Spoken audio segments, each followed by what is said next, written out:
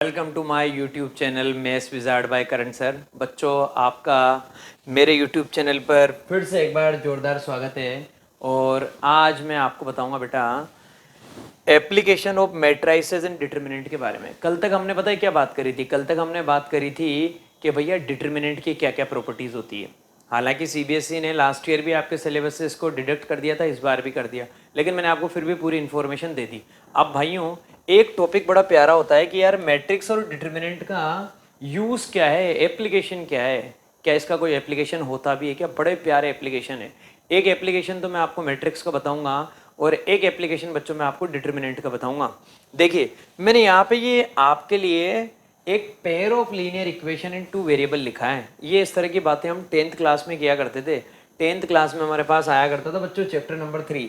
उसमें हमसे बोला जाता था कि भैया एक इक्वेशन ये है, एक इक्वेशन ये है, दोनों क्या है, लीनियर इक्वेशन, और एट द सेम टाइम दो इक्वेशन गिवन है। तो क्या बोलते थे इसको बोलते थे pair of linear equation in two variables, या फिर यूँ भी बोलते थे system of linear equation in two variables. तो भैया इसको अपन ने 10th क्लास में दो मेथड से फाइंड आउट करना सीखा था, एक्स और वाई की वैल्यू। भाई इस इक्वेशन को सोल्व करने का मतलब क्या है? एक्स और वाई की वैल्यू निकालना। तो वहाँ पे हमने देखा था एक तो ग्राफिकल मेथड देखा था बच्चों, और एक हमने देखा था एल्जेब्रिक मेथड। ठीक है, आज मैं आपसे बात कर रहा हूँ बच्चों कि इस pair of linear equation in two variable को आपको सोल्व करना है बाय यूजिंग मैट्रिक्स मेथड। यह है सबसे प्यारी ब्यूटी, सॉल्व करना है, पर आज हमारे पास कंडीशन है बाय यूजिंग मैट्रिक्स मेथड। अब आप सोचेंगे कि यार ये मैट्रिक्स मेथड होता क्या है? इतना प्यारा मेथड है यार, मैं बताऊं और बात समझ में नहीं आया ये तो इम्पॉसिबल है। मज़ा आने वाला है आपको, देखना। आपको मैट्रिक्स मेथड यूज़ करके इस system of linear equation in two variable को सोल्व करना है। तो मेरे भाइयों, मैट्रिक्स मेथड है तो इसका मतलब बनानी तो मैट्रिक्स ही पड़ेगी। तो मेरा एक डायलॉग याद रखना आप, ए एक्स इक्वल टू बी। अगर आपने मेरा डायलॉग याद रख लिया, आपकी ज़िंदगी सवर गई बेटा, मज़ा आ जाएगा। आपको मेरा एक डायलॉग याद रखना है, क्या? ए एक्स इक्वल टू बी। यहाँ पे ए भी एक मैट्रिक्स है, एक्स भी एक मैट्रिक्स है, और बी भी एक मैट्रिक्स है। अब आप पूछेंगे कि भैया वो कौन सी मैट्रिक्स है? तो देखना मेरे भाई, ए जो है ना, ए पता है किसको रिप्रेजेंट करेगा? ए वो वाली मैट्रिक्स है जो यहाँ पे एक्स और वाई के कोफिशिएंट को लेने पे बनेगी। एक्स का कोफिशिएंट कितना है बच्चों? 2। वाई का कोफिशिएंट कितना है? 5। आपको रो वाइज लेना है, ए के लिए रो वाइज, बाकी एक्स और बी के लिए कॉलम वाइज। ये मेरी ट्रिक है। ए एक्स बराबर बी, ये तो हो गया, मैट्रिक्स की फॉर्म में तो लिखना है। अब एलिमेंट्स को अरेंज कैसे करें? अगर ए बनानी है, मैट्रिक्स ए बनानी तो रो वाइज, ठीक है, एक्स बनाना है तो कॉलम वाइज, और बी बनाना है तो भी कॉलम वाइज। तो भैया ए क्या आएगा? ए क्या होता है बच्चों? एक्स और वाई के जो कोफिशिएंट होते हैं ना, वो यहाँ पे आपके मैट्रिक्स ए के एलिमेंट है। क्या है बेटा? 2। ये लो भैया 2। रो का सेकंड एलिमेंट 5। ठीक है साहब, सेकंड इक्वेशन क्या है? ये रही। यहाँ पे फर्स्ट एलिमेंट क्या है? यहाँ पे एक्स का कोफिशिएंट क्या है बच्चों? 3। यहाँ पे वाई का कोफिशिएंट क्या है? 2। ये हमारी मैट्रिक्स ए तैयार है। तो matrix A equal to this one. अब आप कहेंगे एक्स क्या है? बेटा एक्स नाम से पता लग रहा है एक्स क्या है। एक्स एक अननोन चीज होती है, तो यहाँ पे वेरिएबल क्या है? एक्स और वाई। तो एक्स जो मैट्रिक्स है ना, वो है बेटा क्या? एक्स, और यहाँ पे वाई। मैंने क्या बोला? इसको भी कॉलम वाइज लिखना है, इसको भी कॉलम वाइज लिखना है। आप कहेंगे सर जी बी क्या है? बी तो बहुत प्यारी चीज है मेरे बच्चों। बी पता है क्या है? यहाँ पे जो आपके कांस्टेंट टर्म्स है, कांस्टेंट क्या क्या दे रखा है? 1 दे रखा है और 7 दे रखा है। पॉजिटिव है तो पॉजिटिव लिखिए, नेगेटिव है तो नेगेटिव लिखिए। तो बी जो मैट्रिक्स है वो आ गई इस तरह से। तो पहले तो खोपड़ी में आपको ये बात सेट करके रखनी है कि कैसे आपको मैट्रिक्स ए लिखनी है, एक्स लिखनी है और बी लिखना है। डायलॉग याद रखना है, ए एक्स इक्वल टू बी। ए उन एलिमेंट की मैट्रिक्स है जो कोफिशिएंट है किसके? एक्स और वाई के, और रो वाइज लिखना है, बाकी इन दोनों को कॉलम वाइज। अब देखना मजा आने वाला है आपको। अब अपन ने ये डायलॉग तो दे दिया, ए एक्स बराबर बी, ठीक है भैया। तो इसका मतलब यहाँ से अपने को बात करनी है ए एक्स बराबर बी, ये लिखना है।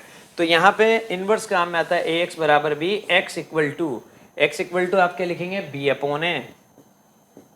भाई निकालना क्या है? एक्स निकालना है ना भाई। यहाँ क्या करने बैठे? क्या करना है यहाँ पे x और y की वैल्यू निकालनी है। हमें क्या करना है, इस सिस्टम ऑफ लीनियर इक्वेशन को सॉल्व करना है। और सॉल्व करने का मतलब क्या है, x और y की वैल्यू निकालनी है। इसका मतलब पहले तो मैट्रिक्स x निकाल के लेके आओ। तो मैट्रिक्स x कैसे निकालेंगे, b अपॉन ए यहाँ है, ऊपर जाएगा माइनस का, तो x equal to a inverse b। ये है सबसे इम्पोर्टेंट चीज, इसलिए पहले तो आपको ये याद रखना होता है ax बराबर b। फिर यहाँ से आप आगे की कहानी सेट कर सकते हैं। क्या x की वैल्यू कैसे निकालेंगे, x is equal to a inverse b। इसका मतलब मैट्रिक्स a का इनवर्स निकालना है और फिर उसको b से मल्टीप्लाई करना है। मज़े आ गए ज़िंदगी में। मैट्रिक्स a का इन्वर्स निकालना है और उसको b से मल्टीप्लाई करना है। तो मैट्रिक्स a का इन्वर्स निकालना है तो मेरे भाइयों वो रही आपके पास मैट्रिक्स a। अब इस मैट्रिक्स a का आप इन्वर्स अगर निकालना चाहते हैं तो कैसे निकालेंगे बच्चों, देखिएगा। एक काम करते हैं, आपकी जो x जो मैट्रिक्स है ना उसको यहाँ पे लिख देता हूँ। ये आ जाएगा बच्चों x और y, और आपकी b जो मैट्रिक्स है ax बराबर b, ये आपको पता लग ही गया। आपकी b जो मैट्रिक्स है वो है बच्चों 1 और 7, कॉलम वाइज लिखना था, लिख दिया। a ये रहा, a का इन्वर्स निकालना है। किसी भी मैट्रिक्स का अगर इन्वर्स निकालना है तो उसका फॉर्मूला आपको पता होना चाहिए, ठीक है। a का इन्वर्स निकालना है, a इन्वर्स निकालना है, फॉर्मूला होता है एडजॉइंट ऑफ a, उस मैट्रिक्स का adjoint upon determinant of a। ये आपको फाइंड आउट करना है। एडजॉइंट निकालना है अगर, तो एडजॉइंट निकालना है तो बच्चों आपको पहले कोफैक्टर मैट्रिक्स निकालनी पड़ेगी, फिर उसका ट्रांसपोज करना पड़ेगा। और अगर कोफैक्टर मैट्रिक्स निकालनी है तो उसके पहले माइनर मैट्रिक्स निकालनी पड़ेगी। तो इसका मतलब हर एलिमेंट का माइनर निकालना पड़ेगा। और मैंने आपको बता रखा है कि 2/2 का माइनर निकालना तो आपकी चांदी हो गई। अगर इसका माइनर निकालना है ना तो इसके सामने वाला ये इसका माइनर, क्यों, क्योंकि ये रो और ये कॉलम छोड़ेंगे तो ये, तो यहाँ पे हर एलिमेंट का माइनर निकालेंगे। तो माइनर मैट्रिक्स देखना डायरेक्ट बना लेते हैं। कैसे होगा देखना मेरे बच्चों, माइनर मैट्रिक्स कैसे बनाएंगे, minor matrix of A, minor of A, matrix A की माइनर मैट्रिक्स कैसे आएगी, शॉर्ट ट्रिक बताता हूँ। इसके अपोजिट वाला एलिमेंट इसका माइनर है, यहाँ पे टिका दो 2, ये तो वही आ जाएगा। 5 का माइनर क्या आ जाएगा, इसके अपोजिट वाला 3, 5 का माइनर आ गया 3, ठीक है। 3 का माइनर क्या आ जाएगा, उसके अपोजिट वाला। 2/2 का काम सबसे शानदार होता है, 3/3 होता है ना तो थोड़ी मेहनत करनी पड़ती, 2/2 में तो पिक्चर ही क्लियर है। अब किसका नंबर आया, 3 का माइनर इसके अपोजिट वाला, डायगोनली अपोजिट 5। 2 का माइनर, 2 के अपोजिट में क्या है 2। ये आपने माइनर मैट्रिक्स निकाल दी। अब आप जानते हैं बच्चों कि अगर आप माइनर मैट्रिक्स निकाल चुके हैं, इसके बाद क्या निकालनी है आपको कोफैक्टर मैट्रिक्स निकालनी है। तो कोफैक्टर मैट्रिक्स में आपको कुछ नहीं करना, प्रिंसिपल डायगोनल के जो एलिमेंट हैं ये तो एज इट इज़ रहेंगे मेरे बच्चों, और रिवर्स डायगोनल के जो एलिमेंट है उनका साइन चेंज कर देना है। तो माइनर निकल चुका है बच्चों, माइनर के बाद क्या निकालना है, कोफैक्टर, ठीक है। तो कोफैक्टर ऑफ ए, ये फॉर्मूला भी लिख देंगे वापस, cofactor of A, cofactor of A का अगर मुझे कोफैक्टर निकालना है तो मैं क्या करूँगा, प्रिंसिपल डायगोनल के जो एलिमेंट है उनको तो डिस्टर्ब करना ही नहीं है। ये 2 है, यहाँ पे भी 2 रहेगा। रिवर्स डायगोनल के जो एलिमेंट है उनका साइन चेंज कर दो, ये प्लस का 3 है तो माइनस का 3, ये प्लस का 5 है तो माइनस का 5। ये आपकी कोफैक्टर मैट्रिक्स आ चुकी है।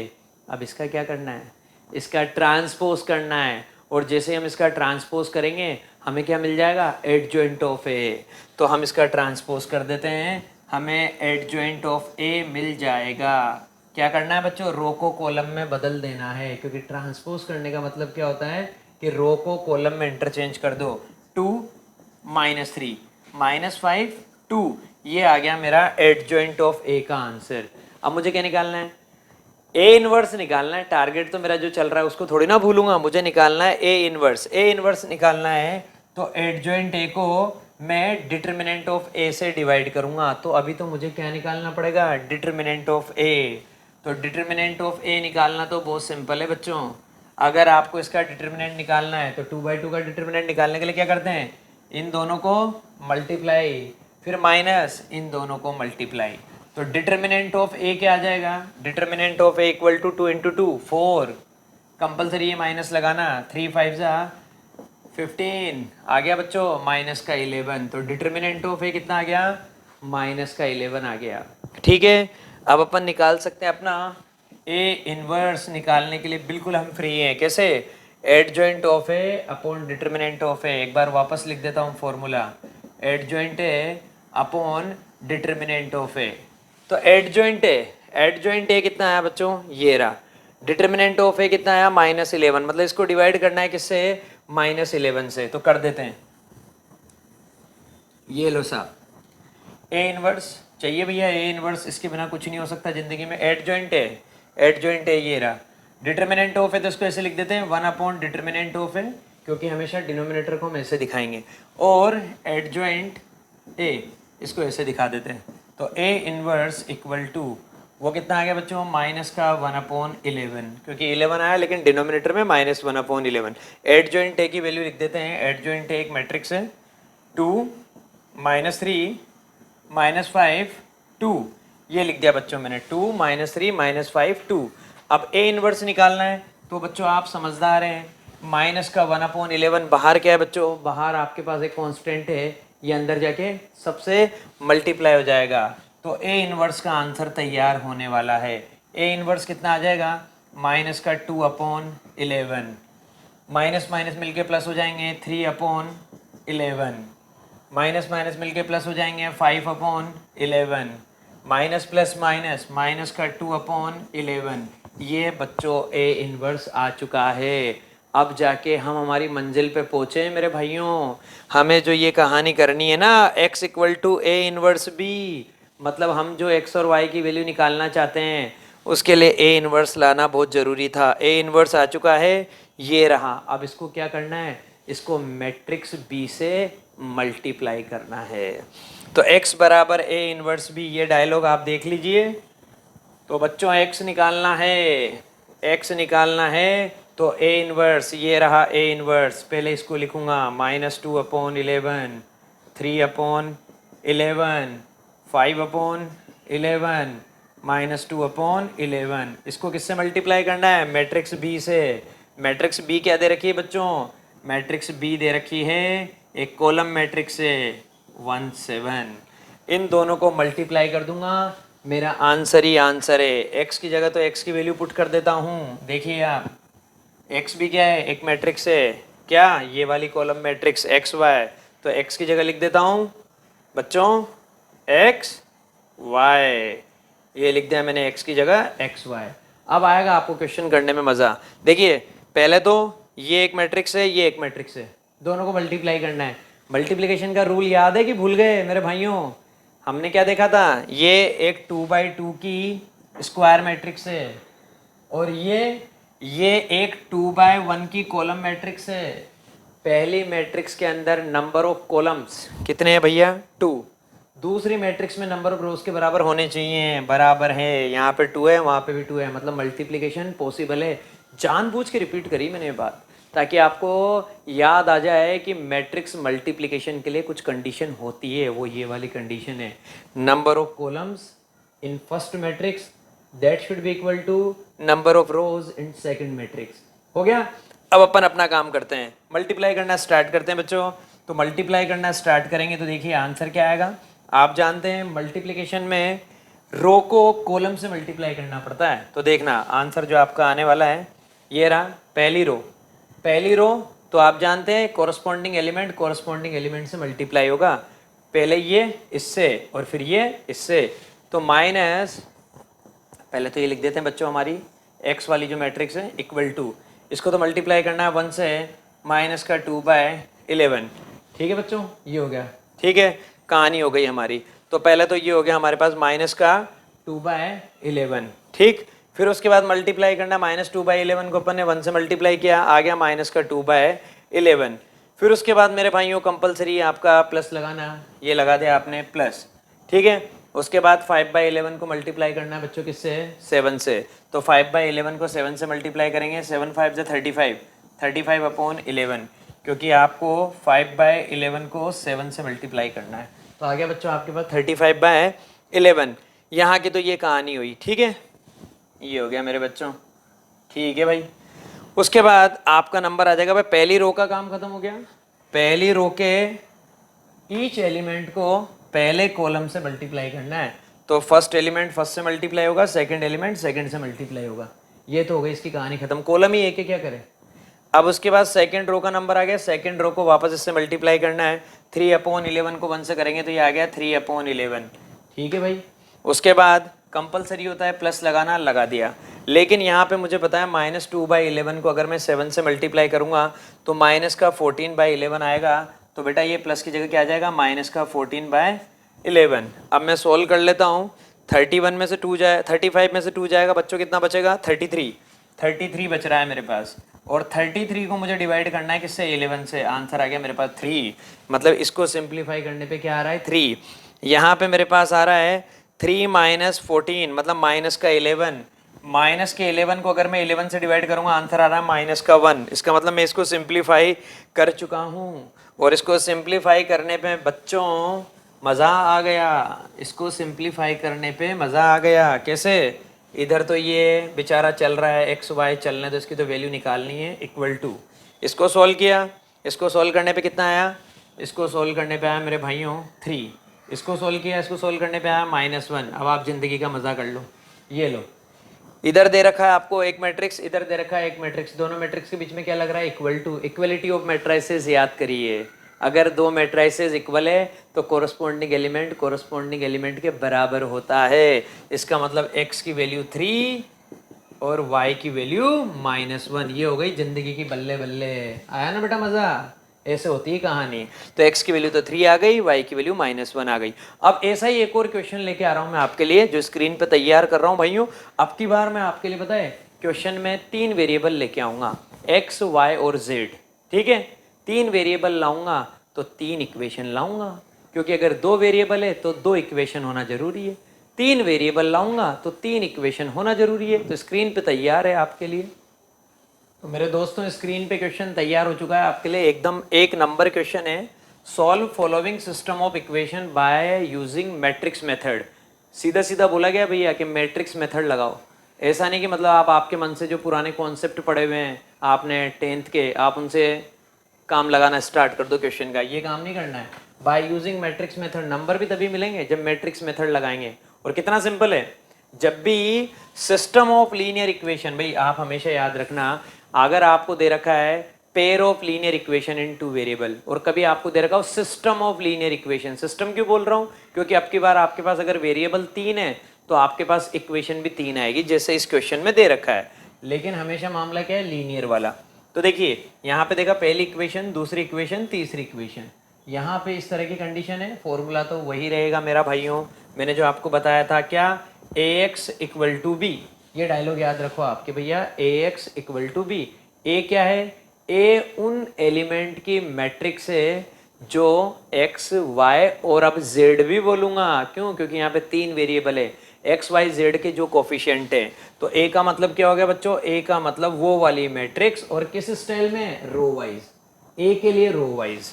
ठीक है, ये तो भैया x का कोफिशिएंट क्या है यहाँ पे 3, यहाँ पे y का कोफिशिएंट क्या है -2, यहाँ पे z का कोफिशिएंट क्या है 3। पहली इक्वेशन के लिए एक साथ, अब सेकंड के लिए एक साथ चलेंगे। 2, ये ला 2। y का कोफिशिएंट कितना है, y का कोफिशिएंट है भाई 1, लिख दिया 1। z का कोफिशिएंट कितना है, -1, लिख दिया -1। ठीक है भैया, चलो थर्ड इक्वेशन पे। x का कोफिशिएंट 4, y का कोफिशिएंट -3, z का कोफिशिएंट 2। ये लो, हो गई बल्ले बल्ले, मैट्रिक्स ए तो तैयार है। अब मैट्रिक्स ए के बाद x तो बेटा बहुत सीधा आदमी यार। x मतलब उन एलिमेंट की मैट्रिक्स जिनकी आप वैल्यू फाइंड आउट करना चाहते हैं। यहाँ पे x, y और z भी इंक्लूड हो गया। तो x का मतलब क्या हो गया बच्चों, x का मतलब मैट्रिक्स, लेकिन column wise x, y, z ऐसे लिखूंगा, x, y, z। ये हो गई मेरी x वाली मैट्रिक्स। b का मतलब उन एलिमेंट की मैट्रिक्स जो हमारी इक्वेशंस में क्या है, कांस्टेंट टर्म्स है, 8, 1, 4। तो b क्या आ जाएगा, b को भी यहीं पे लिख देता हूँ, मैट्रिक्स b आ जाएगी बच्चों, ये भी कॉलम वाइज 8, 1, 4। ये हो गया हमारा मैट्रिक्स b का भी काम खत्म। क्या करना है भाई, फॉर्मूला पता है क्या, ये रहा। यहाँ से x की वैल्यू क्या होती है, जल्दी से बोल दो, a इनवर्स b। x बराबर a इनवर्स b, मतलब a इनवर्स निकालना है। a इनवर्स क्या होता है, उसका भी फॉर्मूला टिका दो, a inverse = adjoint a upon determinant of a। अब आप क्या कहेंगे, एडजॉइंट ऑफ a निकालना है। एडजॉइंट ऑफ a निकालना है तो आपको मैट्रिक्स ए की, भाई एडजॉइंट ऑफ ए निकालना है, बातें किस पे चल रही है, ए पे, तो मैट्रिक्स ए की कोफैक्टर मैट्रिक्स निकालनी पड़ेगी, फिर उसका ट्रांसपोज करना पड़ेगा। हर बार डायलॉग देता हूँ सेम, और कोफैक्टर निकालने के लिए माइनर निकालना जरूरी है। तो 1 बाय 1 अपन पहले माइनर निकालने का काम करते हैं बच्चों, ठीक है। तो ये रही हमारी मैट्रिक्स ए। इस मैट्रिक्स ए में ईच एलिमेंट का माइनर निकालना है। तो देखना मेरी माइनर मैट्रिक्स में तैयार करूंगा बच्चों। देखिए अब माइनर ऑफ ए, अब मैं यहाँ पे थोड़ा सा है ना अपनी कैलकुलेशन को फास्ट करूंगा, क्योंकि अपन माइनर कोफैक्टर पढ़ चुके हैं यार भाइयों। किसका माइनर निकालना है, 3 का। जिसका माइनर निकालना था वो रो और वो कॉलम हटा दो, बचा क्या बच्चों, ये बच रहा है। इसको सोल्व करने पे हमारे पास, इसको सोल्व करना मतलब इनसे बनने वाले डिटर्मिनेंट की वैल्यू निकालनी है। देखिए ये क्या है, ये है 1, ये है -3, ये है आपका -1 और ये है आपका 2। एक हिंट दे देता हूँ कैसे करेंगे। 1 को 2 से किया 2 आया, ये आ गया 2। कंपलसरी माइनस लगाना, लगा दिया माइनस। -3 को -1 से करेंगे प्लस का 3, प्लस का 3 आया, लेकिन यहाँ पे क्या है माइनस है, तो 2 - 3 आंसर कितना है -1। ये आ गया बेटा यहाँ पे मेरे पास -1। ठीक है, ऐसे ही मैं सारे निकालूंगा, तो थोड़ा जल्दी में करूँगा आपकी बार। आप समझ चुके हैं कि माइनर कैसे निकालते हैं, और मैंने बहुत अच्छे से प्रैक्टिस करवाई है माइनर की। -2 का माइनर निकालना है, तो -2 इस वाली रो और इस वाले कॉलम में आ रहा है, हटा दो, क्या बच रहा है 2 4 -1 2। 2 को सीधा 2 से मल्टीप्लाई करो, 2 2 जा 4 कर दिया, माइनस लगाना जरूरी है, कंपलसरी है। 4 को -1 से करो, माइनस का 4, यहाँ ऑलरेडी माइनस बिठा है, माइनस माइनस मिलके +4 + 4 8। ये लो भैया, इस एलिमेंट का माइनर भी आ गया 8। अब की बार किसका माइनर निकालना है, 3 का। ये वाली रो ये वाला कॉलम हटा दो, 2 को -3 से मल्टीप्लाई किया, माइनस का 6, कंपलसरी है माइनस। 4 को 1 से करा, 4 1 जा 4, ये लो भैया 4 1 जा 4, -6 -4 -10, ये लो भैया -10। चलो इसका माइनर निकाल, 2 का माइनर निकालना है। 2 आ रहा है सेकंड रो में, फर्स्ट कॉलम में, हटा दो, क्या बच रहा है, ये और ये। तो -2 को पहले 2 से करो, -2 को 2 से करो, माइनस का 4। अब कंपलसरी बच्चों माइनस लगा दिया। -3 को अब अपन ने किससे किया, 3 से किया, तो क्या आ गया, माइनस का 9 आ गया। यहाँ माइनस है, यहाँ पे भी माइनस है, माइनस माइनस मिलके प्लस, -4 + 9 प्लस का 5 आ गया। तो यहाँ का माइनर आ गया बच्चों 5। ठीक है, उसके बाद नंबर आया किसका, 1 का। अब 1 का नंबर आया, तो 1 के लिए क्या करेंगे बेटा, 1 के लिए ये वाली रो और ये वाला कॉलम हटा दो, क्या बच रहा है 3 4 बच रहा है। ये देखो ऐसे बच रहा है, यहाँ बच रहा है 3, यहाँ बच रहा है 4, यहाँ बच रहा है 3, यहाँ बच रहा है 2, 3 और यहाँ पे 2। निकाल दो आपका डिटर्मिनेंट, 3 2 जा 6, कंपलसरी माइनस लगाना, 4 3 जा 12, ये आ गया 12। 6 - 12 माइनस का 6, माइनस का 6। चलो साहब कैलकुलेशन फास्ट रखनी है, ठीक है ना बेटा। अब इसके बाद -1 का निकालना है, तो ये वाली रो और ये वाला कॉलम हटा देंगे, क्या बचा 3 - 2 4 -3, 3 - 2 4 -3।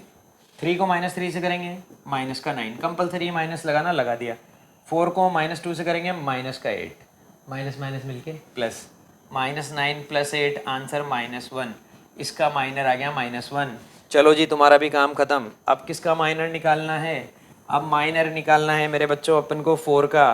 तो ये रो और ये कॉलम गायब कर दो, -2 को -1 से करेंगे, पहले तो प्लस का 2, कंपलसरी है माइनस, लगा दिया माइनस, 3 1 जा 3, लिख दिया 3 1 जा 3, क्या बचा -1, लिख दो -1।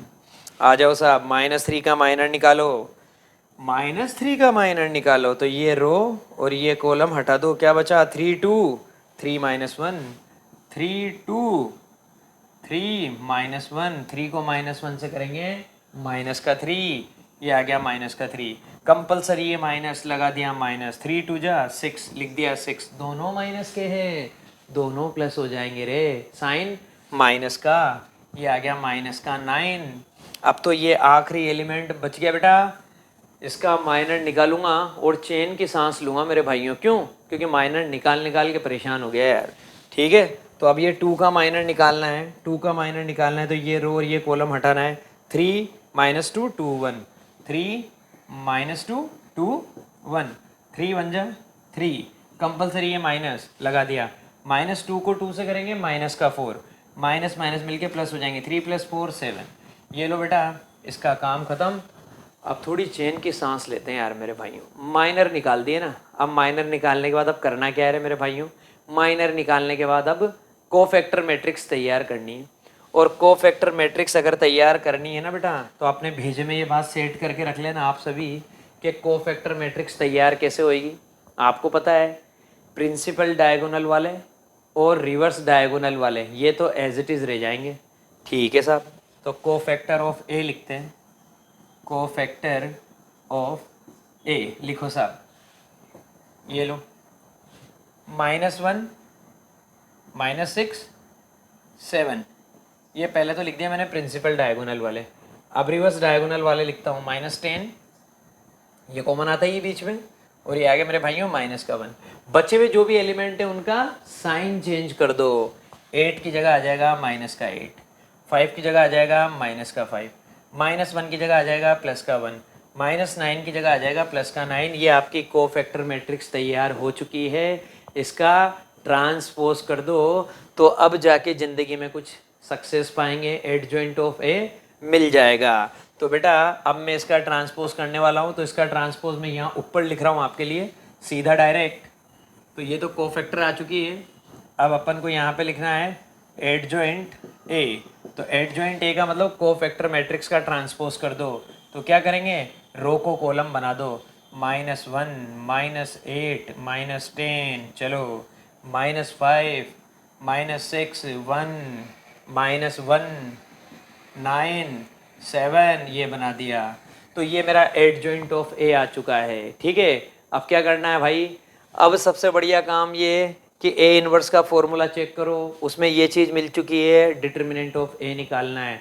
डिटर्मिनेंट ऑफ ए भी निकाल के लेके आते हैं, क्या फ़र्क पड़ रहा है, जब इतने काम कर लिए तो डिटर्मिनेंट ऑफ ए भी निकालेंगे।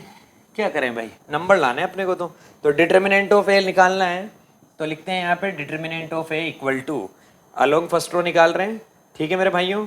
तो पहले क्या किया अपन ने, 3 को लिया, 3 को लेने पे ये वाली रो ये वाला कॉलम हटा दिया, क्या बच रहा बच्चों, 1 को 2 से करेंगे 2, कंपलसरी मेरे भाइयों माइनस लगाना, लगा दिया, -3 -1 प्लस का 3 हो जाएगा, प्लस का 3 है तो बेटा ये ऐसा कैसा ही रह जाएगा।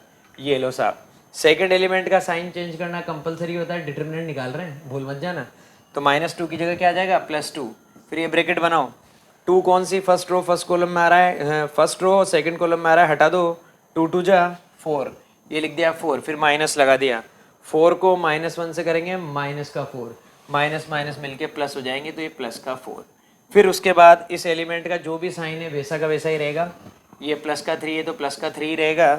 कहानी ख़त्म कर दो इनकी, 2 को -3 से करेंगे -6 कंपलसरी है माइनस लगाना, 4 को 1 से करेंगे 4, ये आ गया 4, ठीक है साहब। डिटर्मिनेंट ऑफ ए आने वाला है, हमारा स्वागत करने वाला है। 2 में से 3 को माइनस करेंगे -1, माइनस के 1 को 3 से करेंगे -3, 4 + 4 8, 8 2 जा 16, प्लस का 16, माइनस माइनस मिलके प्लस हो जाएंगे, माइनस के 10 को 3 से करेंगे -30, ये आ गया -30। तो डिटर्मिनेंट ऑफ ए की वैल्यू क्या आ जाएगी, देखिए बच्चों आपको पता लग गया, 16 में से अगर 3 जाएंगे तो प्लस का 13 बचेगा, 16 में से अगर 3 जाएगा प्लस का 13 बचेगा, और 30 में से मैंने अगर 13 को माइनस कर दिया तो मुझे 17 मिलेगा, लेकिन माइनस का, क्योंकि माइनस का 30 है तो ये आ गया -17। बड़ी मेहनत लगती है यार क्वेश्चंस करने में, लेकिन हाँ हिम्मत नहीं हारनी चाहिए, कितना ही बड़ा क्वेश्चन हो सब कर देंगे। इनमें क्या है, स्टेप्स थोड़ी बड़ी होती है और कुछ भी नहीं है, क्योंकि हमें करना क्या है भैया, हमें ए इनवर्स निकालना है, तो ए इनवर्स के लिए इतने सारे पापड़ तो बेलने ही पड़ेंगे, भले कुछ भी हो जाए तो बेलने ही पड़ेंगे बेटा। तो डिटर्मिनेंट ऑफ ए कितना आ गया, -17 आ गया, एडजॉइंट ऑफ ए पता लग गया। अब ए इनवर्स निकालने से कोई रोक नहीं सकता, और कोई रोकेगा ना बेटा उसका भेजा फोड़ दूंगा, क्यों, क्योंकि इतनी मेहनत कर ली है। तो ए इनवर्स निकालना है, तो डिटर्मिनेंट ऑफ ए को मैं साइड में लिख देता हूँ एक बार, कि डिटर्मिनेंट ऑफ ए की वैल्यू आई है -17, ठीक है भैया। तो ए इनवर्स का आंसर निकालना है, तो ए इनवर्स का आंसर निकालना है तो क्या करेंगे, A inverse equal to determinant of A, determinant of A कितना आ रहा है -17, तो ये आ गया -1/17, और मल्टीप्लाई में बेटा हमारी ये वाली मैट्रिक्स लिख देते हैं, ठीक है, -1 -8 -10 -5 -6 प्लस का 1 -1 9 7 लिख दिया मैंने, ठीक है। ये ए इनवर्स निकाल रहे हैं, तो एडजॉइंट ऑफ ए को डिटर्मिनेंट ऑफ, माइनस का 17 अंदर चला जाएगा बेटा, अब अंदर पहुंचा देते हैं इसको। तो ये देखिए अब ये मज़ा दिलाने वाला है आपको, अब आएगा अपने पास आंसर।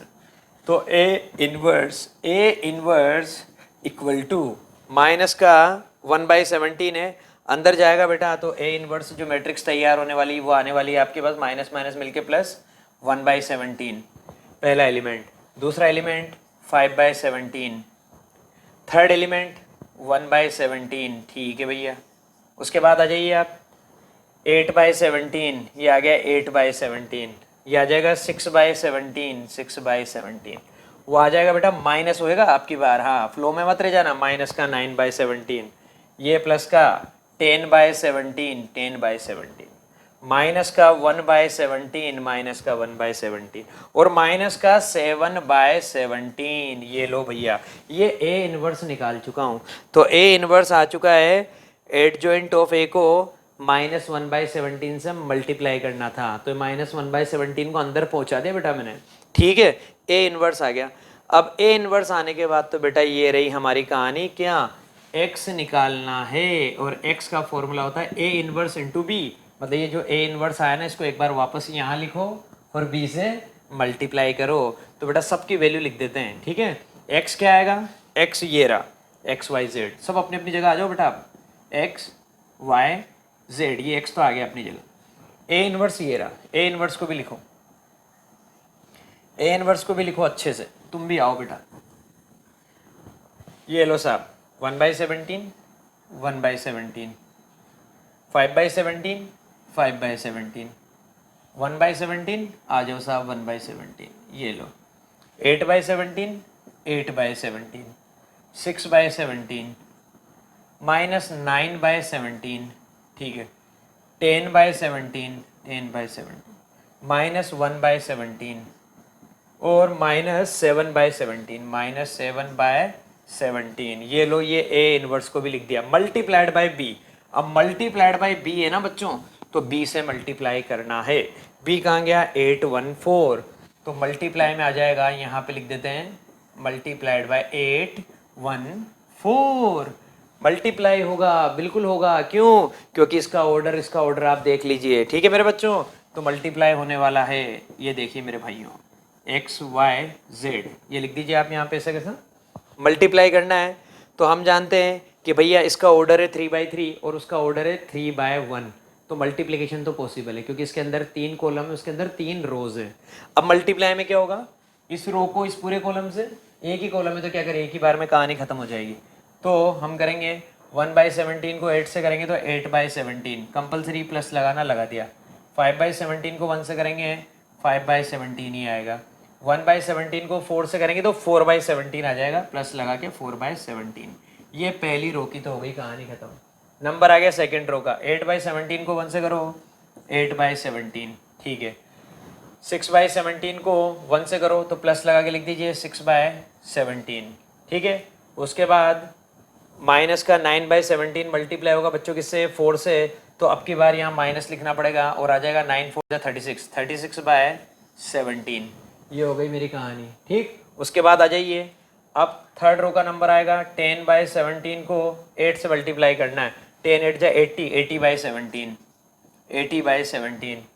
फिर उसके बाद -1/17 को 1 से करेंगे तो माइनस का 1/17। फिर उसके बाद माइनस के 7/17 को 4 से करेंगे, 7 4 जा 28, माइनस का 28/17, माइनस का 28/17। ये मैंने लिखा। अब मुझे बच्चों क्या करना है, इसको सॉल्व करना है, सबका डिनोमिनेटर सेम है। तो एक पल के लिए जरा देख लेना मेरे भाइयों, कुछ मिटाना पड़ेगा यार, क्वेश्चन बहुत बड़ा हो जाता है इनमें, करे तो करे क्या, लेकिन करना तो पड़ेगा भाई, ये है बात। तो यहाँ पे देखा सबका डिनोमिनेटर सेम है, 8 और 5 13, 13 और 4 17, 17/17 1। बाद में तो बहुत सिंपल हो जाती कहानी। यहाँ लिखेंगे x y z, ये लो साहब। उधर मल्टीप्लाई करने पे जो पिक्चर आ रही है उसको लिखिए 17/17, पहली रो में आया 17/17, मतलब कितना हो गया 1, ये लिख दिया भाइयों मैंने 1। 8 और 6 प्लस का है, 8 + 6 14, 8 + 6 है मेरे पास 14, और 14 में से माइनस करना है 36 को, मतलब मैं 36 में से 14 को माइनस करूँ, 6 में से 4 जाएगा 2 बचेगा, ठीक है मेरे दोस्तों। और यहाँ पे मेरे पास आ जाएगा 8 + 6 14, 14 - 36, 36 में से बच्चों, हाँ 14 को माइनस करना है, 36 में से 14 को माइनस करेंगे, 6 में से 4 जाएगा, 2 बचेगा, 3 में से 1 जाएगा, 2 बचेगा, 22/17, 22/17। अब मेरे भाइयों एक सेकंड के लिए देख लीजिए, यहाँ पे थोड़ी सी मिस्टेक हो गई थी अपन से। ये जो अपन ने मल्टीप्लाई किया ना, देखो 8/17 को 8 से करना था, तो यहाँ पे 8 8 जा 64 आएगा, बाकी और तो सब कुछ सही है अपनी पिक्चर, और कहीं से कहीं तक कोई दिक्कत नहीं है। ये एक छोटी सी मिस्टेक हो गई थी, अच्छा रहा वो मुझे पकड़ाई में आ गई, नहीं तो अपना लास्ट में आंसर गलत हो जाता। ये देखिए 8/17 को अपन ने 8 से किया, क्योंकि इसको इससे करना पड़ेगा ना, 8 8 जा 64, 64/17, 64 में 6 को प्लस करेंगे कितना आ जाएगा 70, और 70 में से आपको माइनस करना है बच्चों किसको, 36 को, आंसर आ जाएगा 34, 34 के अपॉन में क्या है बेटा 17, तो 34/17 आंसर कितना आ गया 2, मज़ा आ गया 2, यहाँ पे जाके लिख देंगे 2, ये इसका हुआ सॉल्यूशन।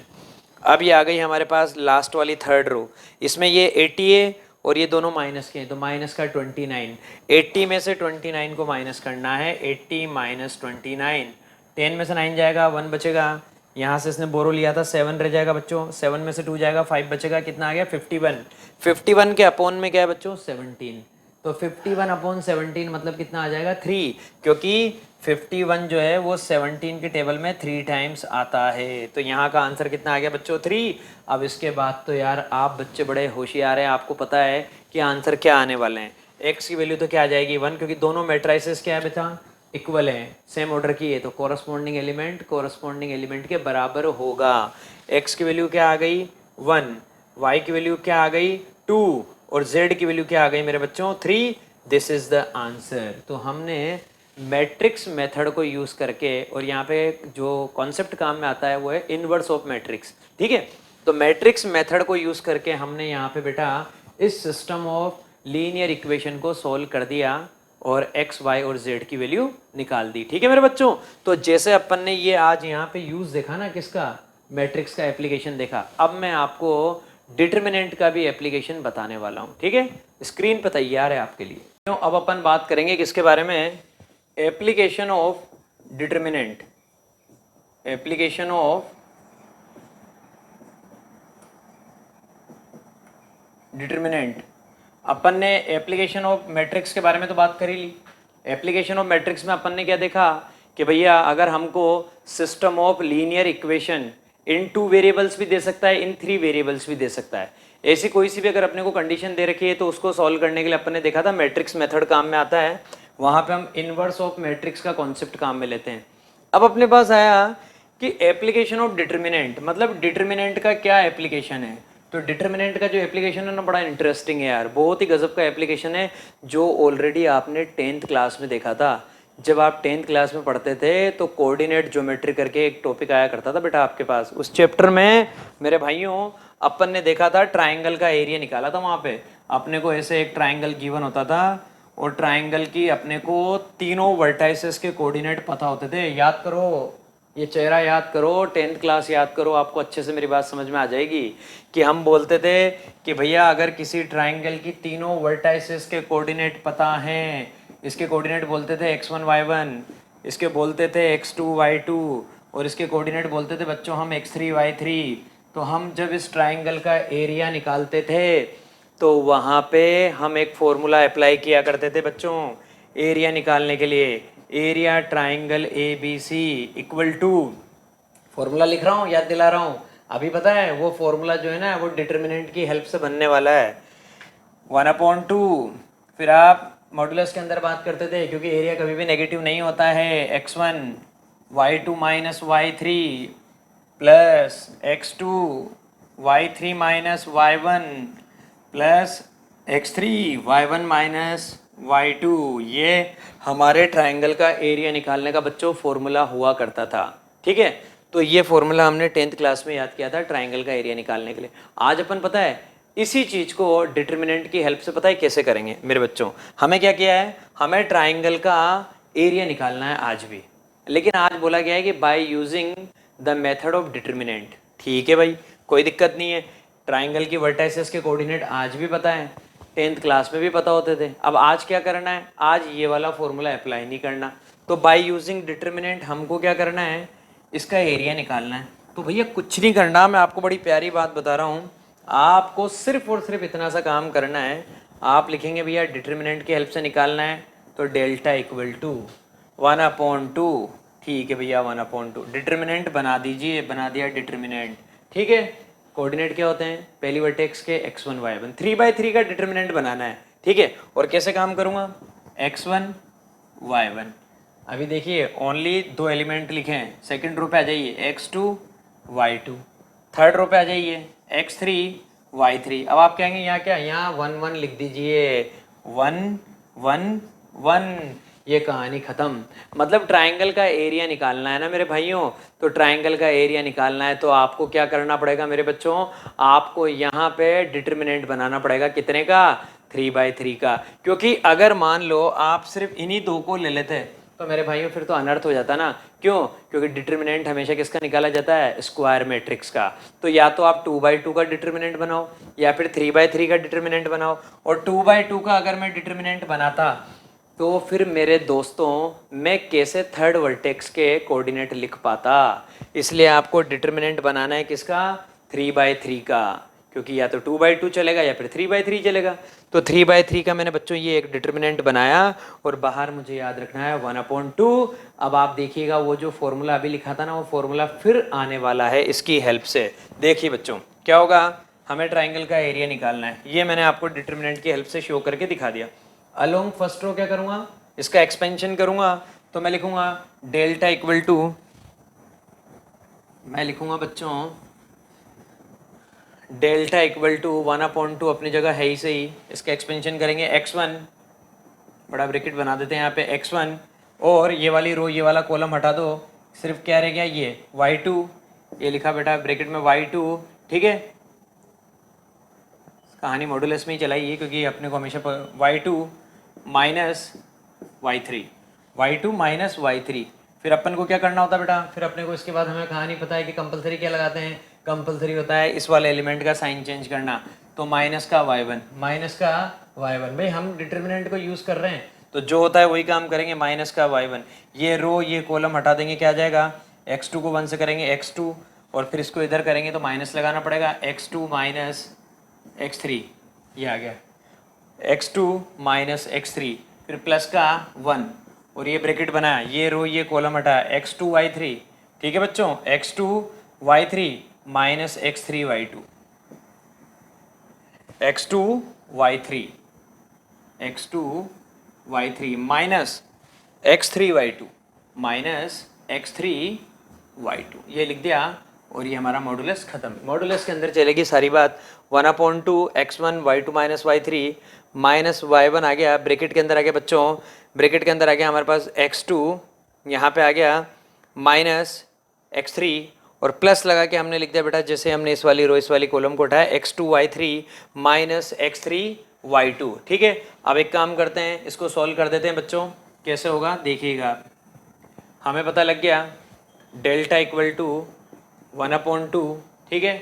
अब जो भी आपके पास कोऑर्डिनेट आएंगे आपको इस फॉर्मेट में रखना है, x1 y2 minus x1 y3, x1 y2 minus x1 y3 minus x2 y1 minus x2 y1 minus और माइनस मिलके प्लस हो जाएगा x3 y1, x3 y1, वहाँ पे आ जाएगा प्लस का x2 y3 माइनस का x3 y2।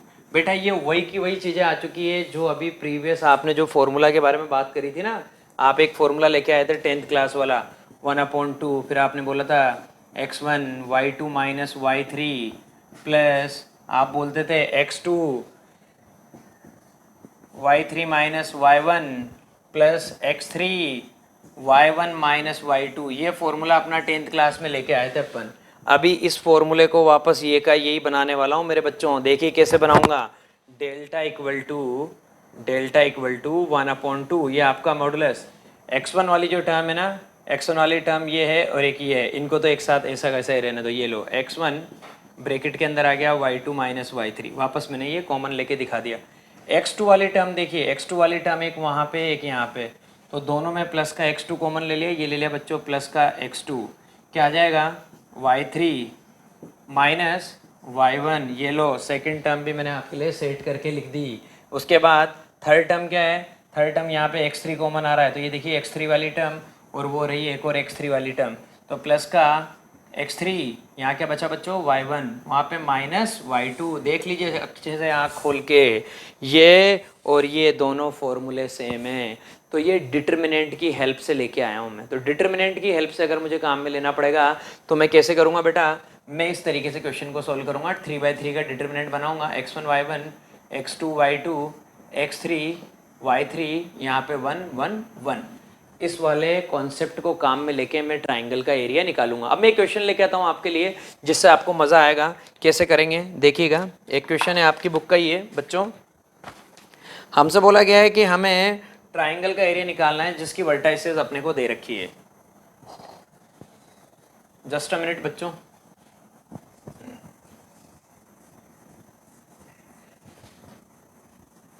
हमारा क्वेश्चन है find the area of a triangle whose vertices are. अब एक काम करते हैं, ट्राइंगल की जो वर्टाइसेस है ना, पहली वर्टेक्स को ए बोल देते हैं, ए के कोऑर्डिनेट दे रखे हैं 3,8। सेकेंड वर्टेक्स को बोल देते हैं बच्चों बी, उसके कोऑर्डिनेट है -4,2। थर्ड वर्टेक्स है बच्चों सी, जिसके कोऑर्डिनेट है 5,1। हमसे बोला जा रहा है कि इस ट्राइंगल का हमको एरिया निकालना है। इस ट्राइंगल का एरिया निकालना है तो बच्चों कोई दिक्कत वाली बात नहीं है, पहली वर्टेक्स के कोऑर्डिनेट पता है, सेकंड के पता है, थर्ड के पता है। मैंने कैसे सिखाया, यहाँ पे ट्राइंगल का एरिया निकालना है बाय यूजिंग डिटर्मिनेंट, ये जरूर याद रखना। तो क्या करेंगे, सबसे पहले तो हमारा 3/3 का डिटर्मिनेंट बनाएंगे। मैंने कैसे सिखाया था, रो वाइज लिख दो, x1 y1 3 8 1, x2 y2 -4 2 1। Question करना बहुत आसान काम है, कॉन्सेप्ट समझ में आना चाहिए, इसलिए पहले मैं कॉन्सेप्ट पूरा क्लियर करता हूँ। फिर x3 y3 1 5 1 1। ट्राइंगल का एरिया निकालने के लिए क्या करेंगे, 1/2 आता है, आपको पता ही है 1/2 डेल्टा जब भी अपन निकालते हैं, और ये जो भी वैल्यू है इसको सॉल्व कर दीजिए। क्या करेंगे, 3 लिखा, ये रो ये कॉलम को गायब किया, 2 को 1 से किया 2, 1 को 1 से किया 1, 2 -1। इस एलिमेंट का साइन चेंज करना कंपलसरी है, माइनस का 8। ये ब्रैकेट बनाया बच्चों, ये वाली रो ये वाला कॉलम हटा दिया, -4 को 1 से करेंगे, माइनस का 4 कंपलसरी माइनस लगाना, 5 को 1 से करेंगे, ये आ गया 5। फिर ये प्लस लगा दिया, यहाँ पे क्या बच्चों 1 1 लिख दिया, ब्रैकेट बनाया, ये रो ये कॉलम हटाया, -4 को 1 से करेंगे, माइनस का 4, फिर यहाँ माइनस लगाया, 5 2 जा 10, ये आ गया बच्चों 10। क्या आएगा आंसर, 1/2, ये आ गया 1/2। मॉडुलस के अंदर 2 में से 1 जाएगा, 1 बचेगा, 1 को 3 से करेंगे 3 आ गया, -4 -5 माइनस का 9, माइनस के 9 को माइनस के 8 से मल्टीप्लाई करेंगे, माइनस माइनस मिलके प्लस हो जाएगा, 9 8 जा 72, तो ये आ गया प्लस का 72। -4 -10 माइनस का 14, माइनस के 14 को 1 से मल्टीप्लाई करेंगे, माइनस का 14 ही आएगा बच्चों। तो देखिए 72 में 3 को प्लस करेंगे 75, 75 में से बच्चों माइनस करना है 14 को, 5 में से 4 जाएगा 1, 7 में से 1 जाएगा 61, 61 आया, और यहाँ पे क्या आ रहा है 1/2। तो आप जानते हैं कि 1/2 तो बाहर है, मॉडुलस के अंदर बच्चों 61 है।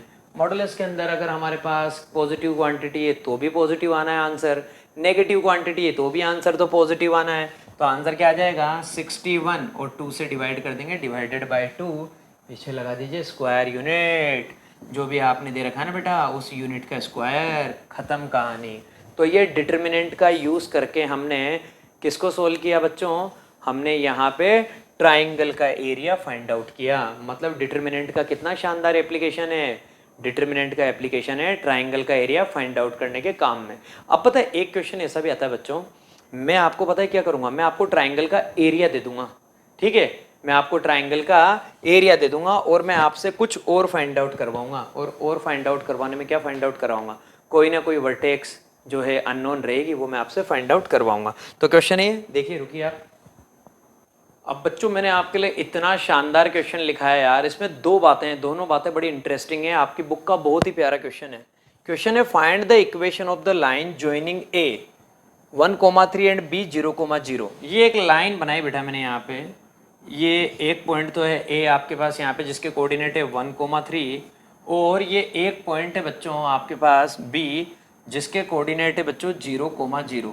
आपसे कहा जा रहा है find the equation of the line joining A और बी, इन दो पॉइंट को ज्वाइन करने वाली लाइन की इक्वेशन। अब हम बहुत अच्छे से जानते हैं कि बेटा कि अगर हमारे पास ये एक लाइन है जिसपे हमारे को कोऑर्डिनेट दे रखे हैं, एक पॉइंट ए है एक पॉइंट बी है, इन दोनों पॉइंट के कोऑर्डिनेट दे रखे हैं, ठीक है। तो एक कॉन्सेप्ट मुझे बहुत अच्छे से पता होता है कि लाइन पे इनफाइनाइट पॉइंट होते हैं। मैंने बोला सपोज यहाँ पे एक और पॉइंट है पी, ठीक है भैया, इस पॉइंट पी के कोऑर्डिनेट नहीं पता ना, मैंने बोल दिया भैया अननोन है, तो इसके कोऑर्डिनेट है x, y। बहुत मजा आएगा आपको मेरे साथ इस क्वेश्चन में। हमसे बोला गया है find the equation of the line, उस लाइन की इक्वेशन बताओ जो दो पॉइंट ए और बी को ज्वाइन कर रही है, मतलब इन दोनों पॉइंट से पास हो रही है। तो मैंने देखा कि भैया एक पॉइंट ए है एक पॉइंट बी है लाइन पे, तो भैया लाइन पे तो यार इनफाइनाइट पॉइंट हो सकते हैं ना। मैंने एक पॉइंट बना दिया यहाँ पे, let P x, y is any point on line A B, ठीक है भैया। तो इसका मतलब ये तीनों पॉइंट क्या हो गए, कोलिनियर, क्योंकि एक ही लाइन पे है। तो पहली बात तो हैंस ए पी बी ये पॉइंट क्या हो गया, are collinear, A P B are collinear. अगर ये तीनों पॉइंट बेटा कोलिनियर हो गए तो फिर इनसे बनने वाले ट्राइंगल का area 0।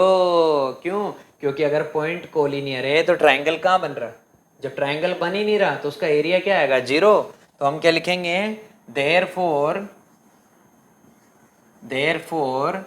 area triangle ABC equal to 0। therefore area triangle ABC equal to 0, इसलिए ट्राइंगल ABC का एरिया क्या आएगा बच्चों, 0 आएगा, ठीक है साहब। तो ट्राइंगल ABC का एरिया अगर मुझे निकालना है तो मैं पहले से पता कर चुका हूँ कि भैया यहाँ पे कंडीशन क्या आएगी, इक्वल टू में मुझे 0 पुट करना पड़ेगा। क्यों, क्योंकि ट्राइंगल बन ही नहीं रहा, ट्राइंगल बन नहीं रहा तो एरिया 0 आएगा। तो मैं लिखूंगा यहाँ पे सबसे पहले तो डेल्टा इक्वल टू, जो भी मेरा डिटर्मिनेंट में निकालता हूँ, डिटर्मिनेंट की स्टाइल आपको बताइए 3/3 का बनाते हैं। पहला पॉइंट ये हो गया बच्चों, दूसरा पॉइंट वो हो गया, तीसरा पॉइंट ये हो गया। तो कैसे लिखेंगे, 1 3 1 फिक्स है यहाँ पे 1, और वो तो बेटा बहुत सिंपल आदमी, वो तो 0 है, तो 0 0 1, और ये आ गया x y 1, और इक्वल टू में क्या लिख देंगे, इक्वल टू में 0। क्यों, क्योंकि मुझे यहाँ पे गिवन है, और हमेशा ये बात लिख देना बेटा, डेल्टा इक्वल टू 1/2, ये जरूर रखना, भूलना मत, क्योंकि यहाँ पे इक्वल टू में 0 था इसलिए मैंने 1/2 को पहले ही 0 में भेज दिया था। लेकिन आपको ये वापस एक बार स्टेप दिखा रहा हूँ, डेल्टा इक्वल टू 1/2, और ये आपका 3/3 का डिटर्मिनेंट, और इक्वल टू 0। क्यों, क्योंकि ट्राइंगल नहीं बन रहा तो उसका एरिया 0 आएगा। अब देखना बच्चों इसका सॉल्यूशन कितना सिंपल है। हमें लाइन की इक्वेशन बतानी है, ये जो लाइन जा रही है ना इसकी इक्वेशन बतानी। क्या करेंगे, 1/2 पहले कहाँ चला जाएगा बेटा, 0 में, इसलिए मैंने पहले ही भेज दिया था। तो 1/2 तो 0 में चला गया, तो डेल्टा की वैल्यू क्या आई बेटा, इस डिटर्मिनेंट को सोल्व करना है, 1 लिख दिया 1, ब्रैकेट के अंदर ये रो ये कॉलम हटा दिया, 0 को 1 से करेंगे 0 आएगा, माइनस लगाएंगे, y को 1 से करेंगे, ये आ गया y। इस एलिमेंट का साइन चेंज करना कंपलसरी, माइनस का 3 हो गया, ये रो ये कॉलम हटा दीजिए बेटा, 0 को 1 से करेंगे 0, फिर माइनस लगाएंगे, x को 1 से करेंगे x आ गया, फिर प्लस लगा दिया क्योंकि इसका साइन प्लस का ही है, ये 1 लिख दिया बेटा, फिर ये वाली रो ये वाला कॉलम हटा दो, 0 को y से करेंगे उसकी भी कहानी खत्म, और x को 0 से करेंगे उसकी भी कहानी खत्म। तो आंसर तो इधर 0 आना है, और इक्वल टू में क्या चल रहा है भाइयों, इक्वल टू में 0 चल रहा है।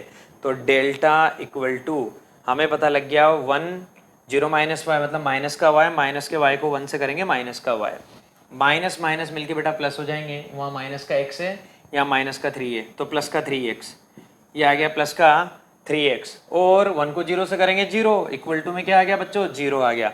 इसका मतलब 3x minus Y equal to 0 मुझे मिला है, 3x minus Y equal to 0 मुझे मिला है।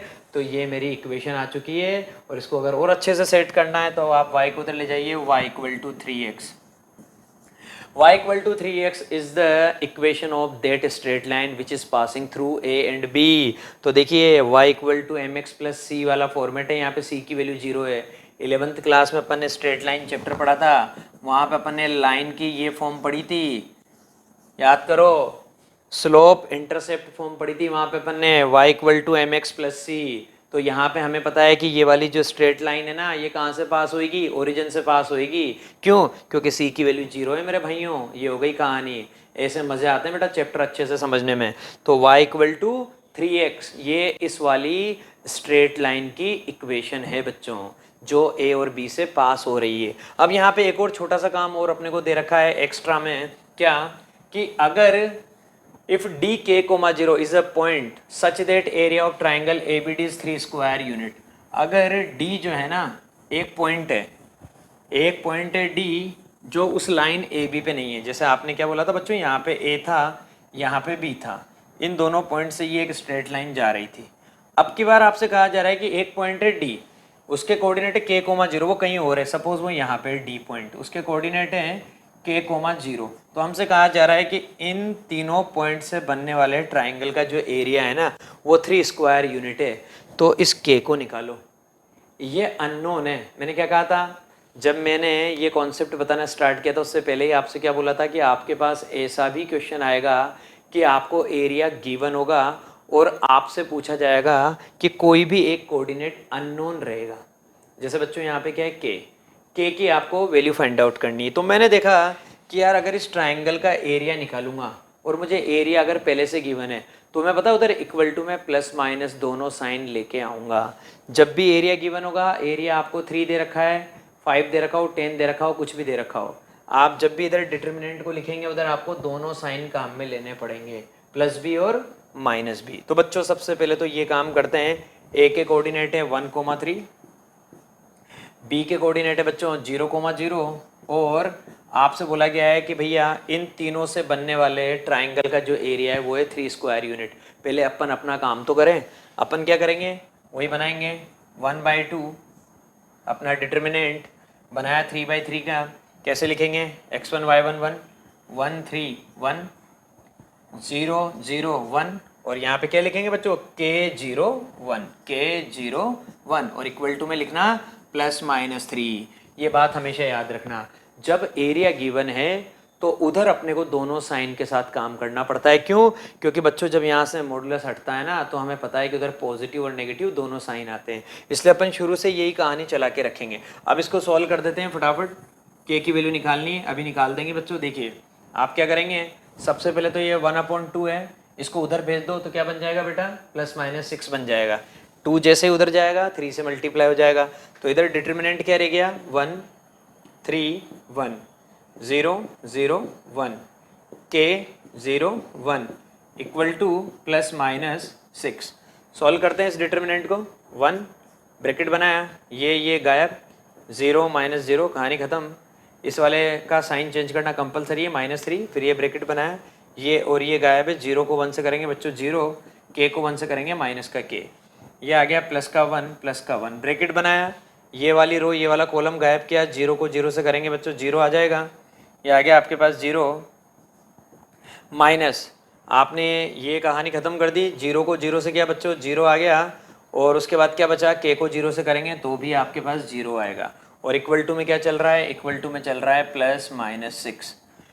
सॉल्व करते हैं, 0 माइनस 0 0 कोई मतलब ही नहीं है, ये कहानी ख़त्म हो गई, ये 0 हो चुका है, माइनस k को अगर 3 से करेंगे तो प्लस का 3k, ये आ गया प्लस का 3k, और 1 को 0 से करेंगे फिर 0, तो 3k की वैल्यू मुझे मिल चुकी है। डायरेक्ट लिख देता हूँ बच्चों, देखिएगा भाई ये 0 हो चुका है ख़त्म, ये प्लस का 3k बन चुका है, प्लस का 3k बन गया, वो 0 हो चुका है ख़त्म, 3k equal two plus minus 6, तो यहाँ से k की वैल्यू आ जाएगी आपके पास बच्चों, 6 को 3 से डिवाइड करेंगे प्लस माइनस 2, ये हो गई हमारी k की पिक्चर ओवर। तो हमें निकालना था कि भैया इस k के कोऑर्डिनेट क्या हो सकते हैं, तो भैया ये k है ना पॉजिटिव भी हो सकता है नेगेटिव भी हो सकता है। कई बार बच्चे सिर्फ एक ही साइन ले लेते हैं और k को +2 बना के छोड़ देते हैं, तो बेटा दोनों साइन आएंगे। तो जो d वर्टेक्स है ना, इस वर्टेक्स d के कोऑर्डिनेट 2,0 भी हो सकते हैं और -2,0 भी हो सकते हैं। ये बात आपको अच्छे से याद रखनी मेरे बच्चों। तो ये एप्लीकेशन था किसका, डिटर्मिनेंट का, किसमें, ट्राइंगल का एरिया फाइंड आउट करने में। तो आज आप इनसे रिलेटेड जितने भी क्वेश्चन है ना मेरे भाइयों करना, मज़ा आएगा आपको, बहुत अच्छे क्वेश्चन है, ठीक है। आपको मैट्रिक्स के एप्लीकेशन वाले भी क्वेश्चन करने हैं और आपको ये डिटर्मिनेंट के एप्लीकेशन वाले भी क्वेश्चन करने हैं। बाकी फिर अपन कल मिलेंगे, तब तक के लिए bye bye, have a nice day.